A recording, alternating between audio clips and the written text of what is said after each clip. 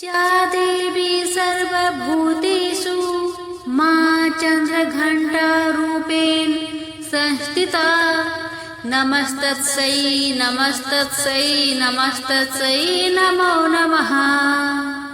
माँ दुर्गा के चंद्र घंटा स्वरूप की नवरात्रि के तीसरे दिन पूजा की जाती है। माता चंद्र घंटा को दूध से बनी मिठाइयाँ, खीर आदि का भोग लगाना शुभ माना जाता है। मान्यता है कि इस प्रसाद से माँ चंद्र घंटा अधिक प्रसन्न होती है। माँ दुर्गा की तीसरी शक्ति है चंद्र घंटा। नवरात्रि में तीसरे दिन इसी देवी की पूजा अर्चना की जाती है। देवी का यह स्वरूप परम शांतिदायक और कल्याणकारी है। इसलिए कहा जाता है कि हमें निरंतर उनके पवित्र विग्रह को ध्यान में रखकर साधना करना चाहिए।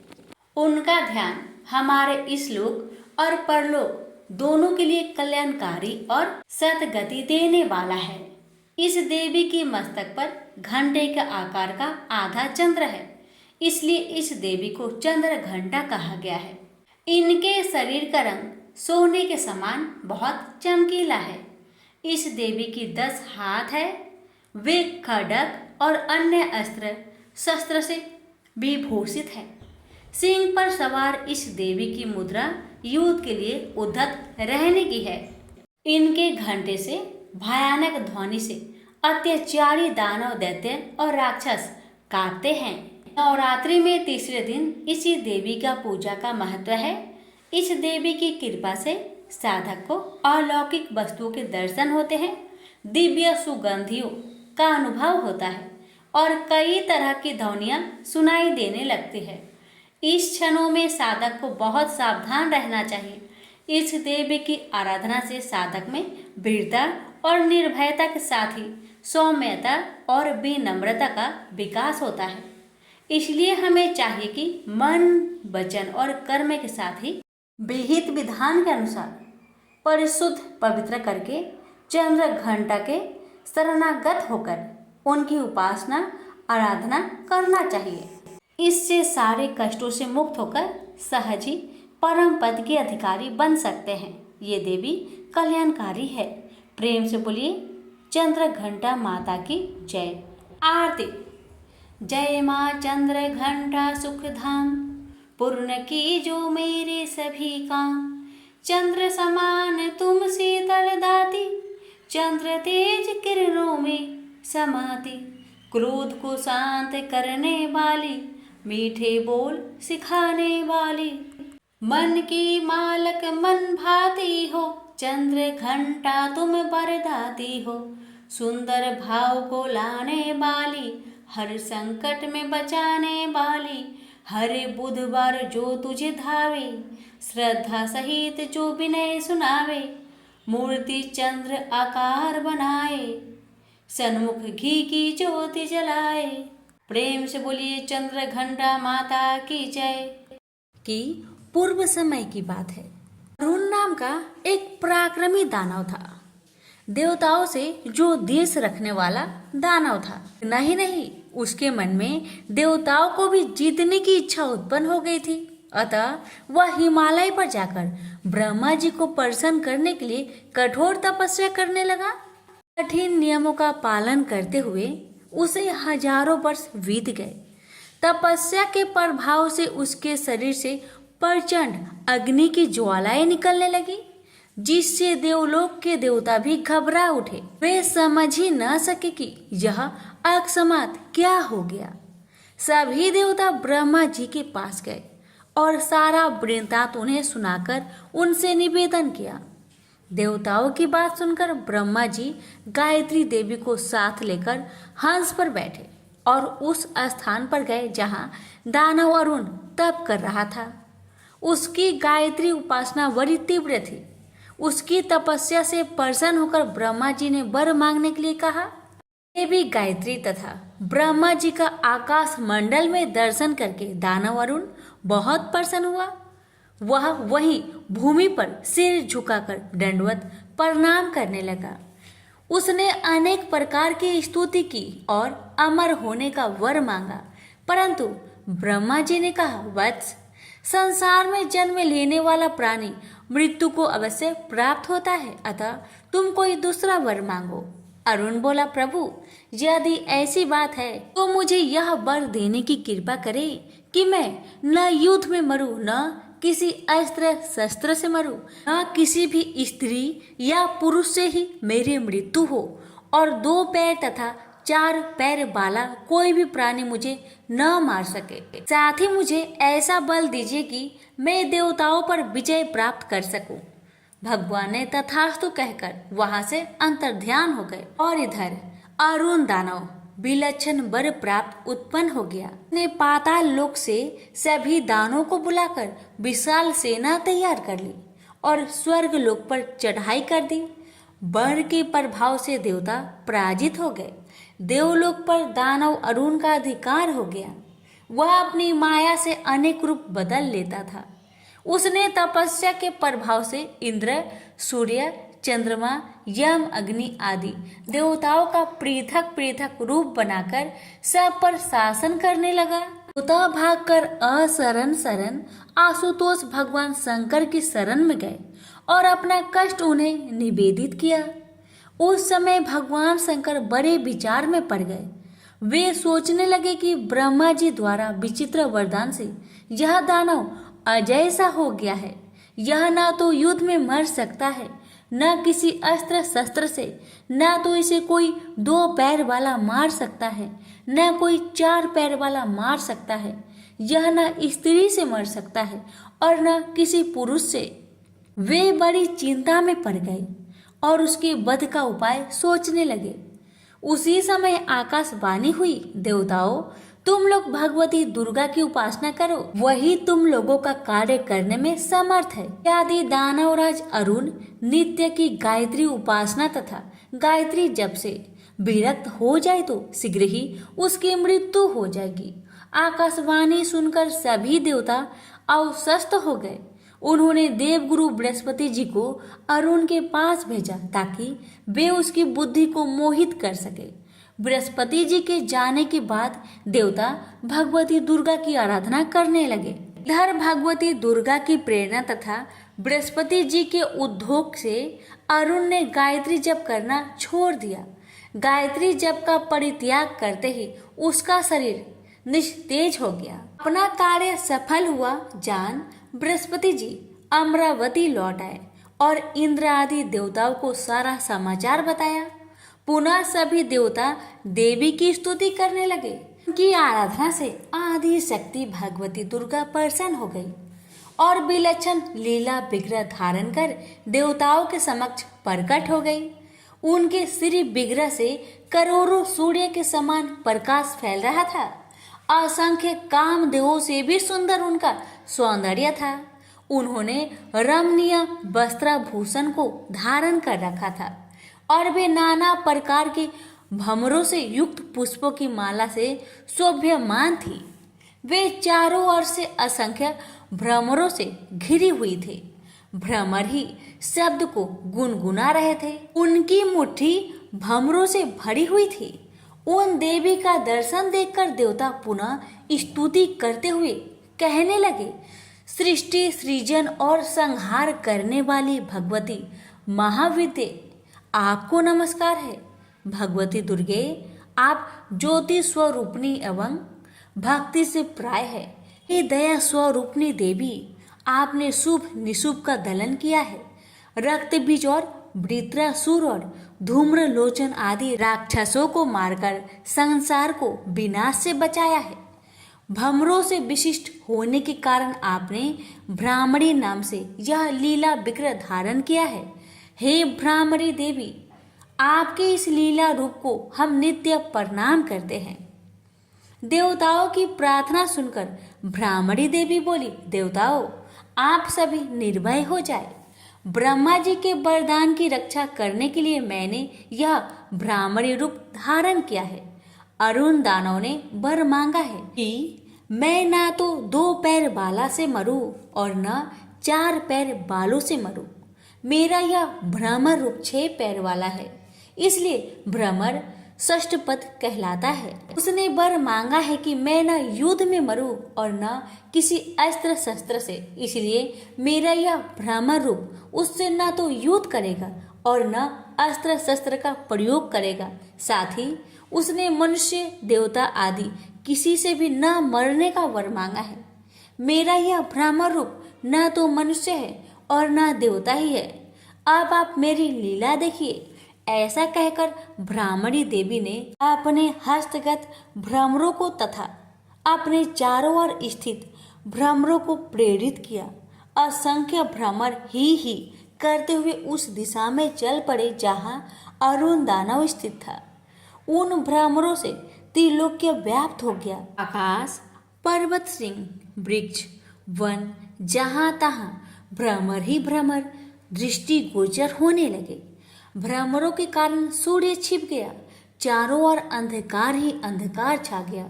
यह ब्राह्मणी देवी की विचित्र लीला थी।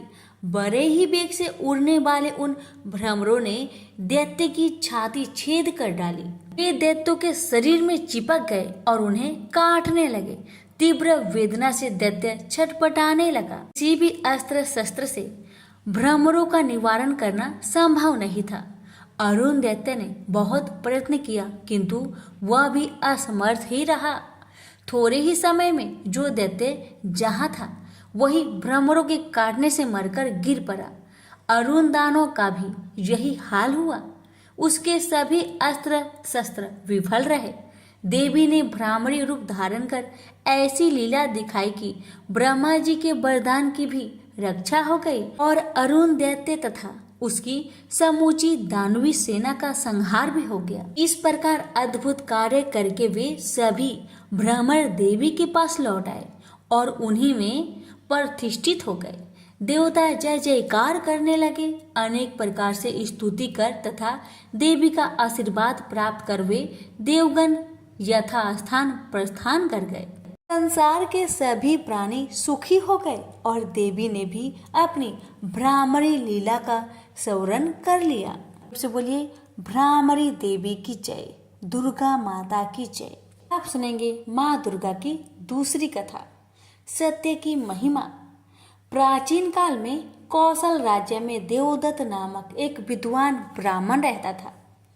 विवाह के कई वर्ष बीत जाने पर भी जब कोई संतान नहीं हुई तो पति पत्नी चिंतित हो उठे। एक दिन ब्राह्मणी ने अपने पति से कहा, स्वामी, आपकी गिनती देश के विद्वानों में की जाती है। आपने अनेक यज्ञ किए और कराए हैं। क्या आप संतान पाने के लिए पुत्र श्रेष्ठी यज्ञ नहीं कर सकते? अपनी पत्नी की बात सुनकर ब्राह्मण बोला, कर क्यों नहीं सकता प्रिय, लेकिन मैंने अपने ज्ञान और वीरता का उपयोग हमेशा दूसरों के हित के लिए किया है। ब्राह्मणी बोली, लेकिन अगर आप अपने ज्ञान का उपयोग अपने हित के लिए करेंगे तो क्या कोई पाप होगा? ब्राह्मण ने उत्तर दिया, नहीं, ऐसी बात नहीं है। अब तक मैं भाग्य के भरोसे बैठे रहा, पर अब मैं पुत्र श्रेष्ठी यज्ञ करूंगा और मुझे विश्वास है कि तुम्हें पुत्र की प्राप्ति जरूर होगी। देवदत्त ने अपनी पत्नी को दिलासा दी। अगले ही दिन उसने ऋषि मुनियों को बुलवाया और तमसा नदी के तट पर पुत्र श्रेष्ठ यज्ञ आरंभ कर दिया। यज्ञ करने वाले ऋषियों में गोभिल ऋषि भी थे। वह जब भी मंत्र पढ़ते थे उनका स्वर भंग हो जाता था। यह देखकर देवदत्त ने कहा, मुनिराज, आप मंत्रों का उच्चारण ठीक ढंग से नहीं कर रहे हैं। मंत्रों का उच्चारण हमेशा शुद्ध करना चाहिए। देवदत्त की बात सुनकर ऋषि गोभिल गुस्से में भड़क कर बोले, मूर्ख ब्राह्मण, तू मुझे मूर्ख समझता है। मैं तुझे श्राप देता हूँ कि तेरे घर में जो पुत्र होगा वह मूर्ख ही पैदा होगा। देवदत्त बोला, क्षमा कीजिए मुनिवर, अपना श्राप वापस ले लीजिए। मेरा मूर्ख पुत्र हो, इससे बड़े दुख की बात मेरे लिए और क्या हो सकता है। देवदत्त, जिस प्रकार धनुष से छोड़े बाण को वापस नहीं लौटाया जा सकता, उसी प्रकार श्राप को भी वापस नहीं लिया जा सकता। लेकिन मैं अपने श्राप में इतना संशोधन किए देता हूँ कि समय आने पर तुम्हारा मूर्ख पुत्र प्रकांड पंडित बन जाएगा। यह कहकर गोभिल ऋषि चले गए। कुछ समय के बाद देवदत्त की पत्नी ने एक पुत्र को जन्म दिया। देवदत्त और उसकी पत्नी की प्रसन्नता की कोई सीमा न रही। देवदत्त ने उसका नाम उत्थय रखा। वह बड़ा हुआ तो उसे पढ़ने के लिए गुरुकुल में भेज दिया गया। गोभिल ऋषि के श्राप से वह एक अक्षर भी नहीं सीख पाया। सारे देश में प्रसिद्ध हो गया कि देवदत्त का बेटा उत्थल्य मूर्ख है। लोग उसके बारे में आश्चर्य प्रकट करते। कितने आश्चर्य की बात है कि देवदत्त जैसे प्रकांड पंडित का बेटा एक अक्षर भी नहीं पढ़ पाया। अरे वह तो जन्मात मूर्ख है, और फिर यह कोई जरूरी तो नहीं कि विद्वान का बेटा विद्वान ही हो। लोग की इन बातों को सुनकर उत्थल्य को बहुत दुख हुआ। से महर्षि गोभिल द्वारा दिए गए श्राप की जानकारी नहीं थी, इसलिए वह सोचने लगा, मैं कितने बड़े विद्वान का पुत्र हूँ, फिर भी मैं अनपढ़ हूँ। मेरे कारण मेरे पिता और माता को लज्जित होना पड़ता है, इसलिए मुझे घर छोड़कर ऐसे स्थान में चले जाना चाहिए जहाँ मुझे कोई पहचानता ना हो। इससे मैं और मेरे माता पिता लोगों की निंदा सुनने से बच जाएंगे। यह सोचकर उत्थल्य एक रात अपने माता पिता को छोड़कर चुपचाप घर से निकलकर घने वनों की ओर चल दिया। गंगा के किनारे पहुंचकर उसने एक कुटी बना ली और वहीं रहने लगा। लेकिन वह पढ़ा लिखा नहीं था, इसलिए न जप जानता था न पूजा आराधना। उसका समय गंगा के किनारे घूमते फिरते ही बीत जाता था। लेकिन कहते हैं ना कि परिवार के संस्कार बीज रूप में यदि हो तो वह समय आने पर उठ खड़े होते हैं। विद्वान न होने के बाद भी उत्तथ्य का आचरण सत्यमय था। आचरण से ही तो जीवन में उपलब्धि होती है। शास्त्र ज्ञान का परिणाम भी सदाचरण ही होता है, क्योंकि उत्तथ्य हमेशा सच बोलता था, इसलिए लोगों ने उसे सत्यव्रत कहना शुरू कर दिया। यह आसपास के इलाकों में सत्यव्रत के नाम से ही प्रसिद्ध हो गया। एक दिन जब सत्यव्रत अपनी कुटी के सामने एक पत्थर पर बैठा था, उसने एक सुअर को आते देखा। उस सुअर की पीठ में एक बाण घुसा हुआ था, जिससे खून की धारा बह रही थी। सत्यव्रत को उस घायल सुअर पर दया आ गई। उसने उसे अपनी कुटिया के पास ही झाड़ियों में छिपा दिया। शीघ्र ही सत्यव्रत को वहां एक शिकारी भी आता हुआ दिखाई दिया, जिसके बाण से सुअर घायल हुआ था। इससे सत्यव्रत उलझन में पड़ गया कि यदि शिकारी ने उससे पूछ लिया तो उसे सच बता देना पड़ेगा। वह ध्यान मग्न होने का उपक्रम करने लगा और समाधि हो गया। शिकारी उसकी समाधि टूटने की प्रतीक्षा करने लगा। फिर जब सत्यव्रत समाधि से उठा तो शिकारी को अपने पैरों के समीप बैठा पाया।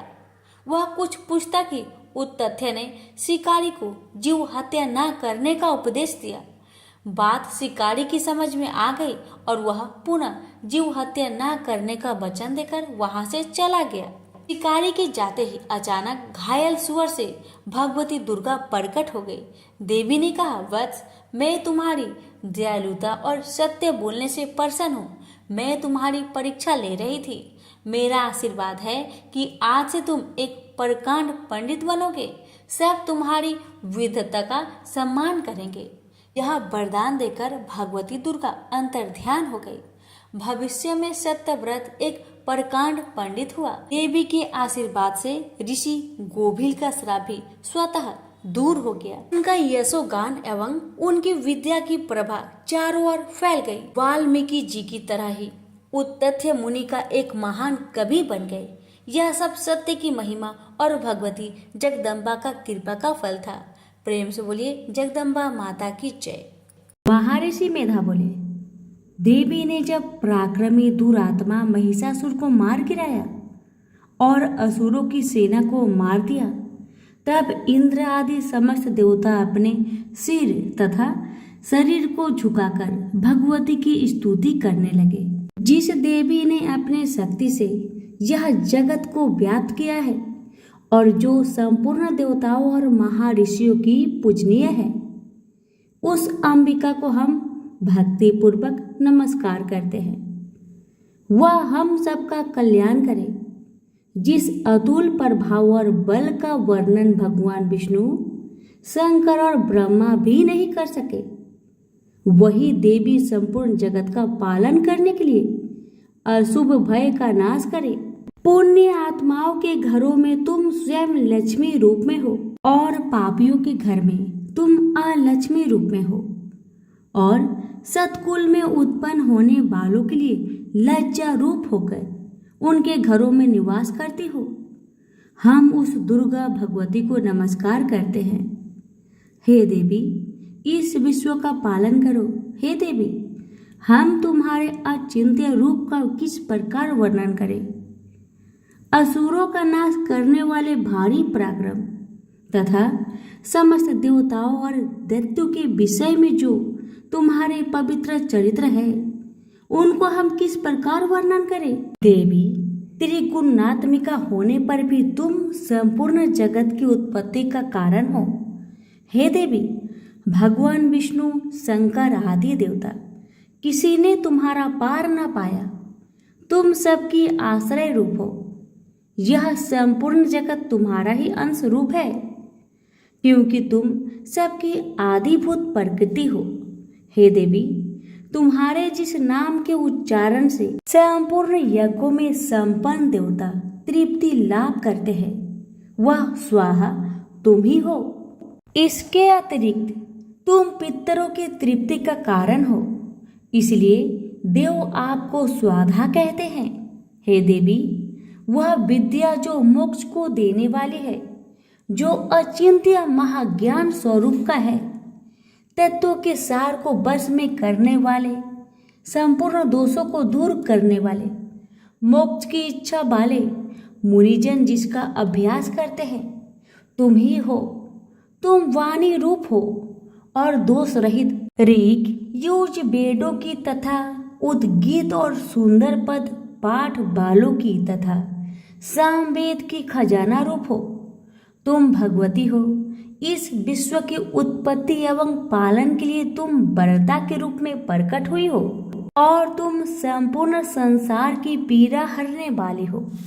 हे देवी, जिससे सारे शस्त्रों को जाना जाता है, वह मेधा शक्ति तुम ही हो और दुर्गम भव सागर से पार करने वाली नौका भी तुम ही हो। लक्ष्मी रूप हो। विष्णु भगवान के हृदय में निवास करने वाली और भगवान महादेव द्वारा सम्मानित गौरी देवी तुम ही हो। मंद मुस्कान वाले निर्मल पूर्ण चंद बीम के समान और उत्तम स्वर्ण की मनोहर कांति से कमनीय तुम्हारी मुख को देखकर भी महिषासुर क्रोध में भर गया। यह बड़े आश्चर्य की बात है। और हे देवी, तुम्हारा यही मुख जब क्रोध से भर गया, उदय काल के चंद्रमा की भांति लाल हो गया और तनी हुई भौवे के कारण विकराल रूप हो गया। उसे देखकर भी महिषासुर के शीघ्र प्राण नहीं निकल गए। यह बड़े आश्चर्य की बात है। आपके कुपित मुख के दर्शन करके भला कौन जीवित रह सकता है। हे देवी, तुम हमारे कल्याण के लिए प्रसन्न हो। आपके प्रसन्न होने से इस जगत का अभ्युदय होता है और जब आप क्रोध हो जाते हैं तो कितने ही कुलों का सर्वनाश हो जाता है। यह हमने अभी अभी जाना है, जबकि आपने महिषासुर की बहुत बड़ी सेना को देखते देखते मार दिया। हे देवी, सदा प्रताप देने वाले तुम जिस पर प्रसन्न हो जाती हो, वही देश में सम्मानित होते हैं। उनके धन यश की वृद्धि होती है। उनका धर्म कभी शिथिल नहीं होता है और उनके यहाँ अधिक पुत्र, स्त्रियां और नौकर होते हैं।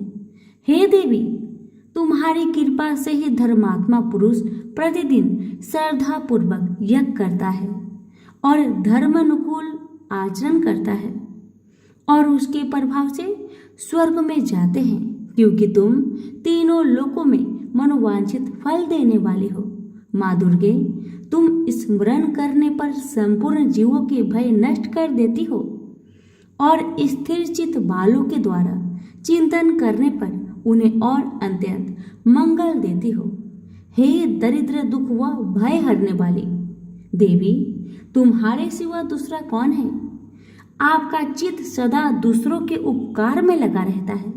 हे देवी, तुम शत्रुओं को इसलिए मारती हो कि उनके मरने से दूसरों को सुख मिलता है। वह नरक में जाने के लिए चिरकाल तक पाप करते रहे हों, किंतु तुम्हारे साथ युद्ध करके सीधे स्वर्ग को जाए, इसलिए कि तुम उनका वध करती हो। हे देवी, क्या तुम दृष्टि पात्र मात्र से समस्त असुरों को भस्म नहीं कर सकती? अवश्य ही कर सकती हो। तुम्हारा शत्रुओं को शस्त्रों के द्वारा मारना इसलिए है कि शस्त्रों के द्वारा मरकर स्वर्ग लोक को जावे। इस तरह से हे देवी, उन शत्रुओं के प्रति भी तुम्हारा विचार उत्तम है।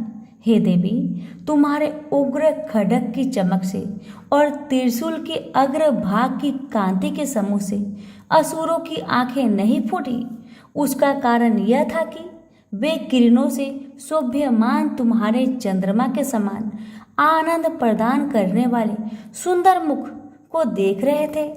हे देवी, तुम्हारा शील बुरे वृंदांत को दूर करने वाला है और सबसे अधिक तुम्हारा रूप है जो न तो कभी चिंतन में आ सकता है और न ही जिसकी दूसरों से तुलना हो सकती है। तुम्हारा बल व पराक्रम उनका भी नाश कर चुके थे। इस तरह आपने शत्रुओं पर भी दया प्रकट की है। हे देवी, तुम्हारे बल की किसके साथ बराबरी की जा सकती है तथा शत्रुओं को भय देने वाला इतना सुंदर रूप भी और किसका है? हृदय में कृपा और युद्ध में निष्ठुरता, ये दोनों बातें तीनों लोकों में केवल तुम ही में देखने में आई है। माता, युद्ध भूमि में शत्रुओं को मारकर आपने उन्हें स्वर्ग लोक में पहुंचाया है। इस तरह तीनों लोकों की तुमने रक्षा की है तथा उन उन्मत्त असुरों से जो हमें भय था उसको भी तुमने दूर किया है। तुमको हमारा नमस्कार है। हे देवी, तुम शूल तथा खड्ग से हमारी रक्षा करो तथा घंटे की ध्वनि और धनुष की टंकार से हमारी रक्षा करो। चंडिके, आप अपने शूल को घुमाकर पूर्व पश्चिम दक्षिण तथा उत्तर दिशा में हमारी रक्षा करो। तीनों लोकों में जो तुम्हारे सौम्य रूप है तथा घोर रूप है उनसे हमारी रक्षा करो तथा इस पृथ्वी की रक्षा करो। अंबिके, आपके कर पल्लवों में जो खड्ग, शूल और गदा आदि शोभा पा रहे हैं उन सब से हमारी रक्षा करो। महर्षि बोले कि इस प्रकार जब सब देवताओं ने जगत माता भगवती की स्तुति की और नंद वन के पुष्पों तथा गंध अनुलोपनों द्वारा उनका पूजन किया और फिर सबने मिलकर जैव सुगंधित व दिव्य धूपों द्वारा उनको सुगंध निवेदन की, तब देवी ने प्रसन्न होकर कहा, देवताओं, तुम सब मुझसे मनोवांछित वर मांगो। देवता बोले, भगवती, तुमने हमारा सब कुछ कार्य कर दिया, अब हमारे लिए कुछ मांगना बाकी नहीं रहा, क्योंकि तुमने हमारे शत्रु महिषासुर को मार डाला है। हे महेश्वरी, तुम इस पर भी यदि हमें कोई वर देना चाहती हो तो बस इतना वर दो कि जब जब हम आपका स्मरण करें तब तब आप हमारी विपत्तियों को हरण करने के लिए हमें दर्शन दिया करें। अंबिके, जो भी तुम्हारी स्तुति करे तुम उनके वित्त, समृद्धि और वैभव देने के साथ ही उनकी धन और स्त्री आदि संपत्ति बढ़ावे और सदा हम पर प्रसन्न रहे। महर्षि बोले, हे राजन, देवताओं ने जब जगत के लिए तथा अपने लिए इस प्रकार प्रश्न किया तो बस तथास्तु कहकर देवी अंतर ध्यान हो गई। हे भूप, जिस प्रकार तीनों लोगों का हित चाहने वाली वह भगवती देवताओं के शरीर से उत्पन्न हुई थी, वह सारा वृत्तांत मैंने तुमसे कह दिया है और इसके पश्चात दुष्ट असुरों तथा शुभ निशुभ का वध करने और सब लोगों की रक्षा करने के लिए जिस प्रकार गौरी देवी के शरीर से उत्पन्न हुई थी वह सारा वृत्तांत मैं यथावत वर्णन करता हूँ। प्रेम से बोलिए माता रानी की जय हो। यहीं पर हमारी चौथा अध्याय समाप्त हुआ। सभी व्रतों में सुनी जाने वाली गणेश भगवान की कथा।